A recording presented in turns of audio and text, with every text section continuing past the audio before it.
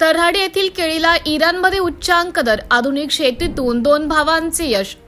शिरपूर तालुक्यातील तऱ्हाडी येथील प्रगतशील शेतकरी नानोसो सुदाम करंके आणि कविदादासो कैलास करंके या बंधूंनी उत्पादित केलेली केळी थेट इराण देशात निर्यात करण्यात आली। आंतरराष्ट्रीय बाजारपेठेत त्यांच्या केळीला उच्चांक दर मिळाल्याने परिसरात त्यांचं कौतुक केलं जात आहे।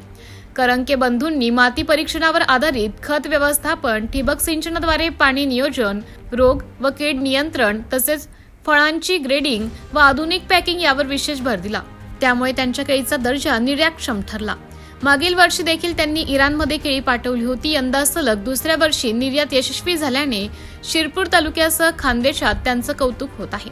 त्यांच्या यशामुळे परिसरातील इतर शेतकरीही आधुनिक शेती पद्धती स्वीकारण्यास प्रेरित झाले आहेत। सुदाम किसन करंके, मी कृषी भूषण शेतकरी असून कृषी पदवीधर आहे। मी 7 जून रोजी माझ्या शेतात 10,000 जैन टिश्यू कल्चरची लागवड केली आहे। मी 7x5 वर ही लागवड केलेली आहे।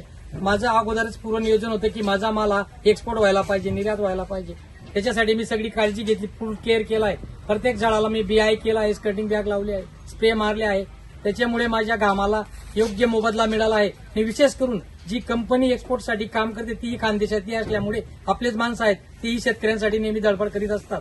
मित्रांनो, आपण सगळ्यांनी जर अशी केअर घेतली तर आपल्यालाही 2 पैसे मोबदला चांगला मिळेल आणि परकीय चलन डॉलर आपल्या भारतात येईल, आपली अर्थव्यवस्थाही मजबूत होईल, देशालाही आपण हातभार लावू शकतो। अशी शेती करावी, आधुनिकतेची वाट धरावी, कास धरावी, त्याच्याने शेतकऱ्याचा फायदा होणार आहे। आपली company Fixwet Impact India Private Limited Chalisgaon येथील आहे। आम्ही बनाना एक्सपोर्ट करतो। आपला बनाना पूर्ण गल्फ कंट्रीजमध्ये आम्ही सप्लाय करतो। आता नानांची केळी आम्ही इराण या देशात पाठवत आहोत। काल 1 कंटेनर, आज 1 कंटेनर आणि उद्या 1 कंटेनर असे 3 कंटेनर आम्ही इराण या देशात पाठवत आहोत। नानांची केळी बद्दल सांगायचं झालं तर नानांनी जी मेहनत घेतली ती त्यांच्या केळीमध्ये दिसते। त्यांच्या केळीवरची जी शायनिंग आणि त्यांच्या पूर्ण बागेमध्ये कुठल्याही केळीवर एक प्रकारचा कुठलाही डाग नाहीये, ती त्यांची मेहनत त्याच्यातून दिसते आणि त्याचा मोबदला त्यांना तो मिळालेला आहे।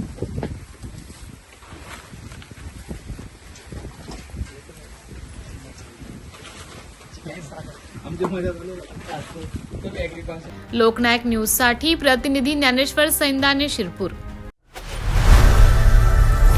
लोकनायक न्यूज